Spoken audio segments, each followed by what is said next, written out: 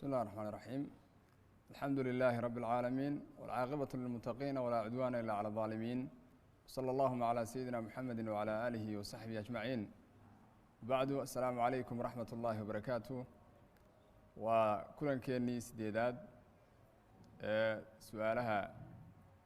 فضيلة الشيخ محمد الشيخ عمر ديرر وآل بين جاهل سارو سؤال شكوباد إن سوق قاردي وحلي سائل كسوق قري شيخ واحد جردد iyagoo sooman masaajidda dhexdooda ku daawada filimo ama ciyaaro iyo wax la mid ah arinta shariicada islaamku maxay ka qabtaa su'aasha labaad waxay leedahay gabadha soo qortay waxaan jecelahay soonka ay dhaafo bisha Ramadaan مثلا aan daahir ahayn oo kale hadii ay 6 maalmood kale ay dhaafaan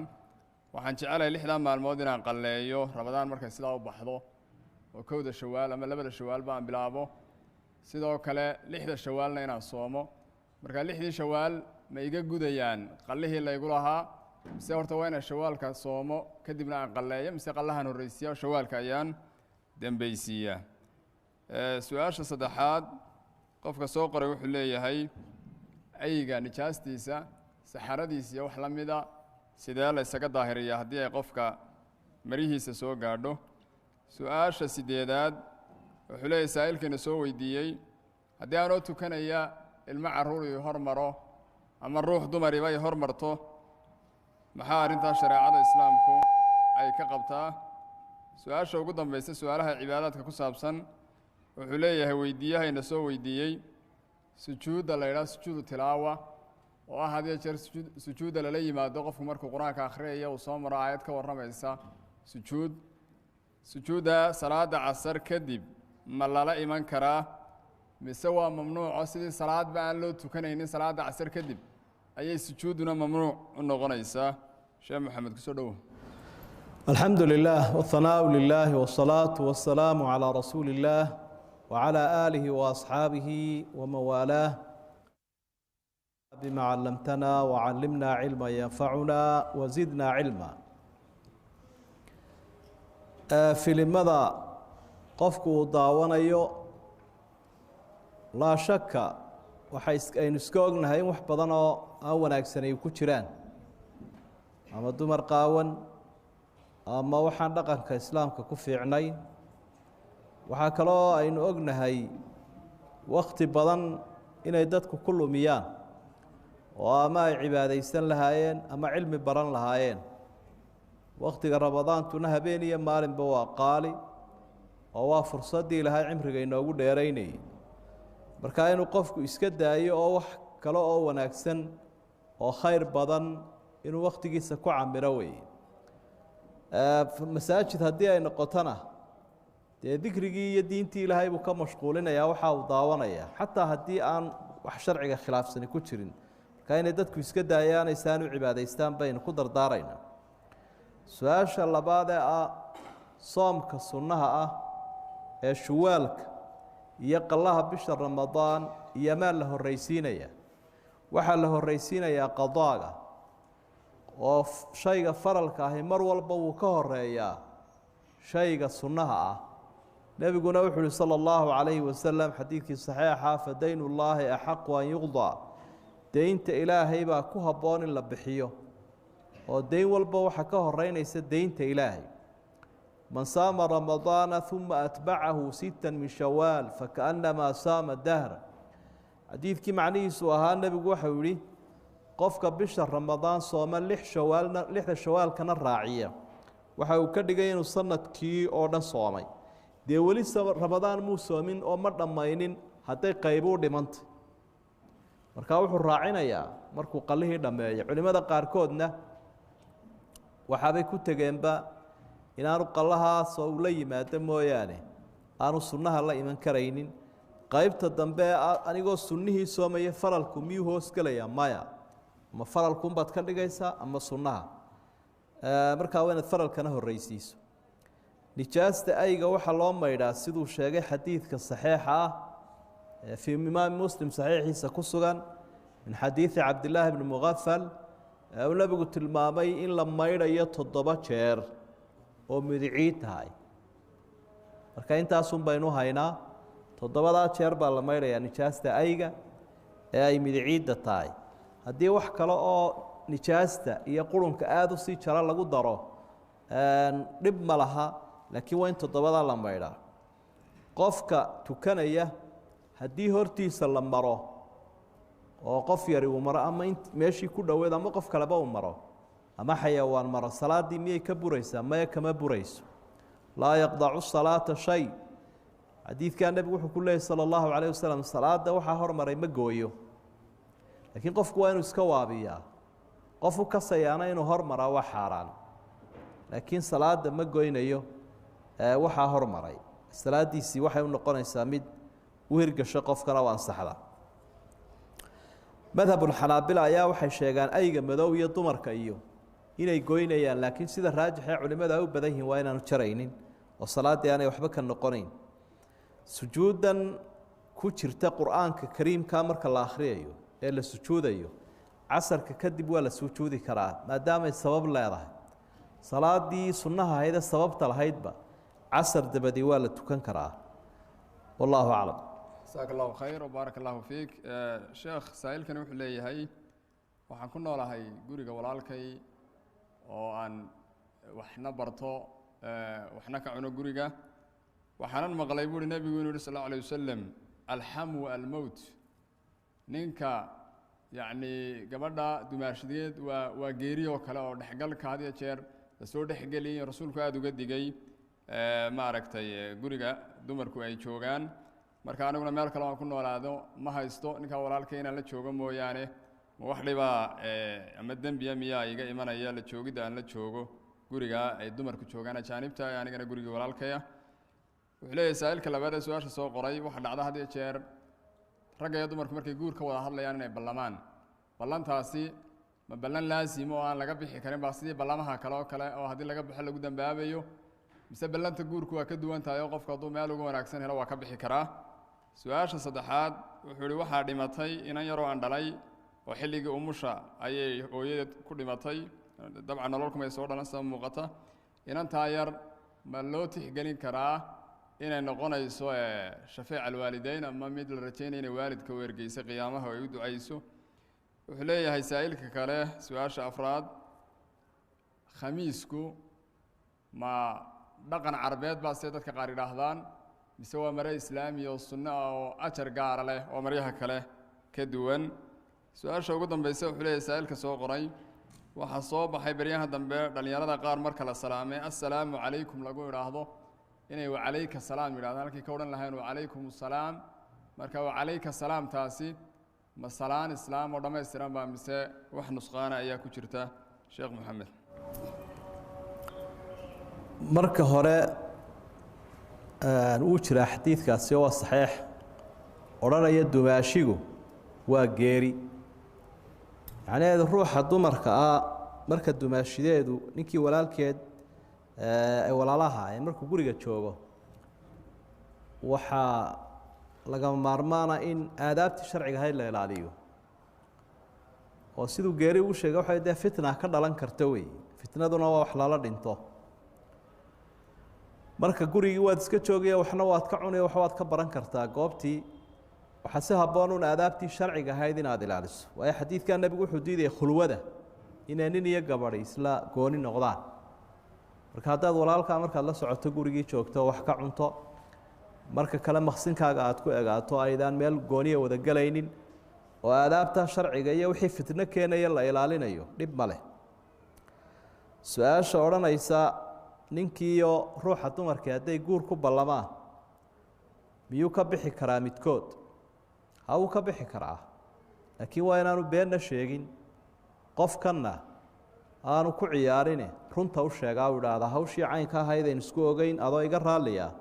layguma hadleeyo waan ka baxay. mar haddaan meher la galay jirin oo wax la guntay caqadi aanu jirin oona isguursanin, wacdiga ama ballanta in la fuliyaa waa sunne cinda jumhuuri اculamaa.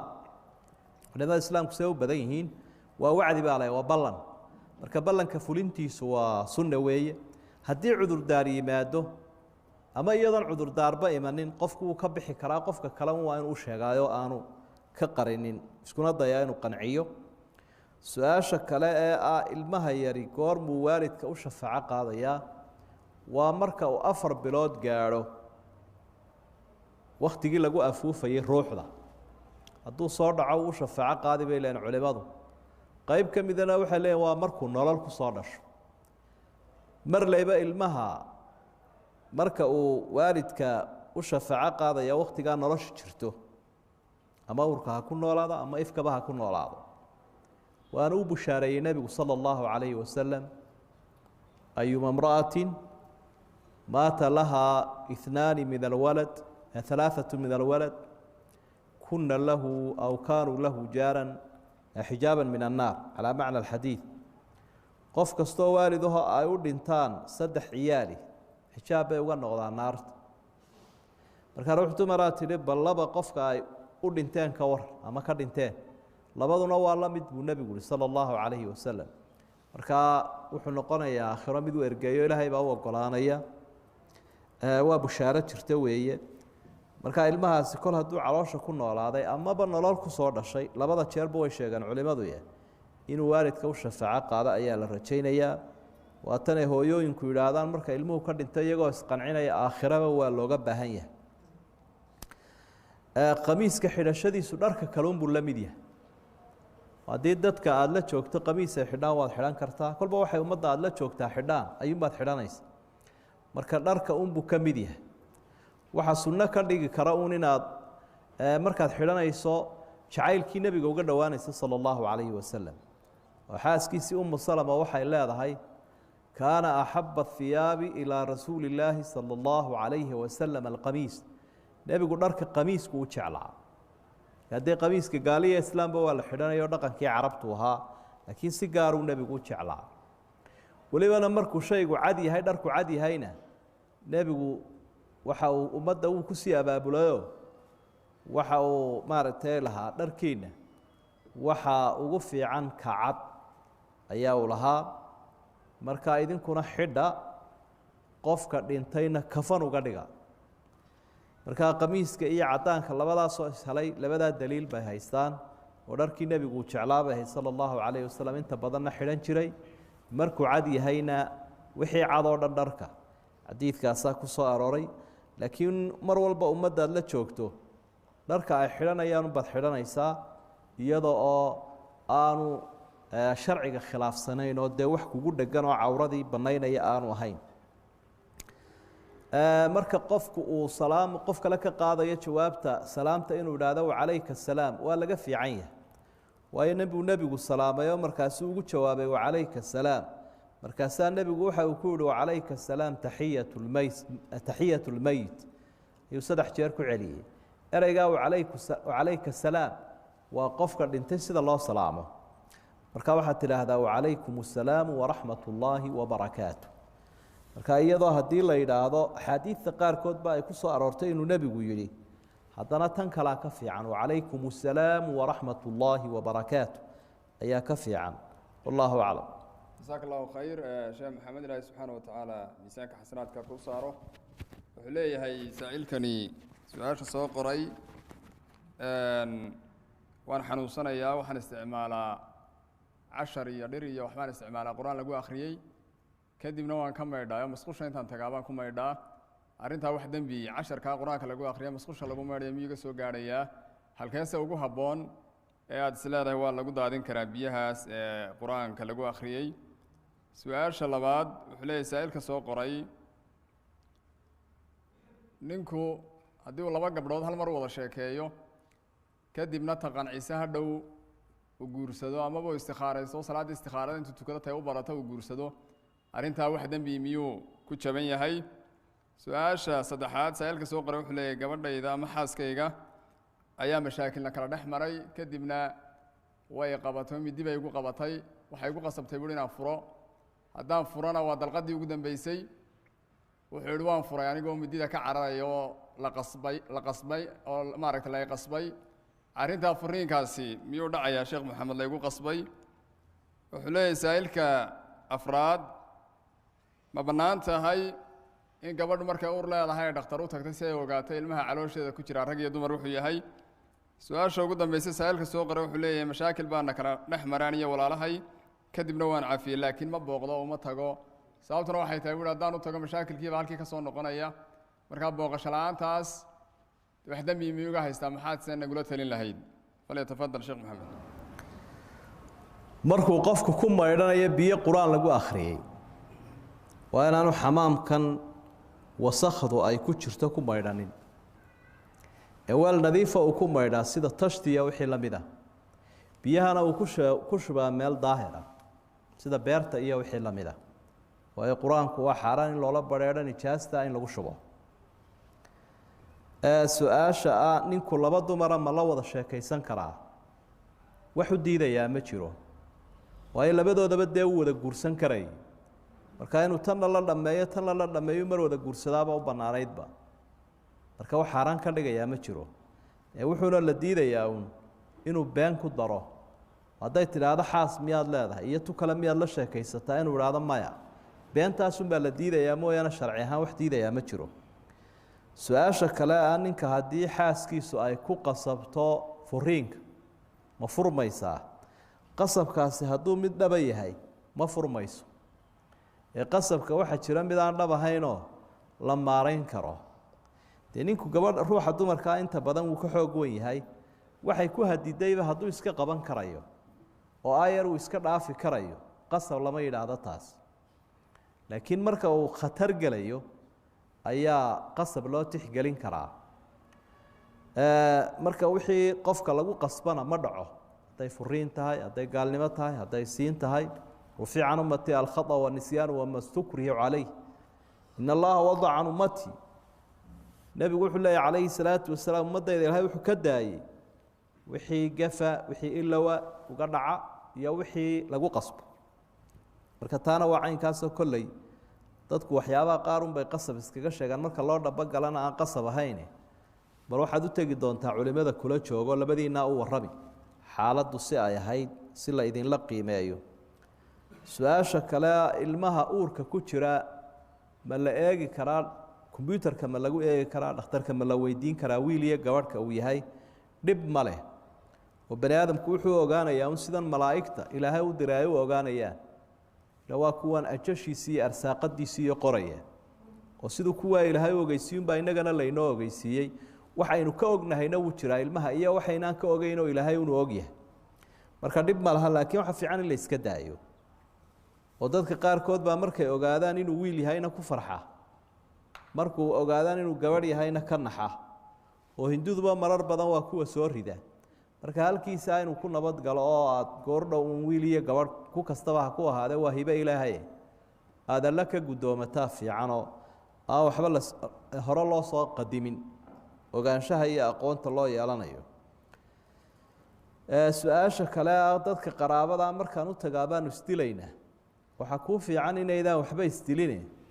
haddii nabadiinu ay ku jirto iyo qaraabo xidhiidhintu telefoonka iyo waxisasiinta iyo bariidada iyo wada socodkaa dabadda tiinaa ku daysta waxaana ka sii fiican inaad si fiican u heshiisaan oo cid idin dhex gasho oo wada hadashaan oo turxaan bixin samaysaan taasaa fiican kol haddii kolka is aragtaanba isku qarxaysaan heshiis dhaba baan jirin ee heshiis dhaba gaadha si aa cafis u gaadhaan oo ilaahayna cafis uga heshaan subxaanahu watacaala taladaynu raacinaynaana waa taa weeye inta taa ka horeysana haddii wanaaggiinu uu kala jooga ku jiro dabadaasun ka wada xidhiidha wallaahu aclam sheekha ilaahay subxaana watacaala cilmigiisa inagu anfaco isagana ilaahay subxaana watacaala miisaanka xasanaadka u saaro wajazaakum allahu khayr wasalaamu calaykum waraxmat ullaahi wabarakaatu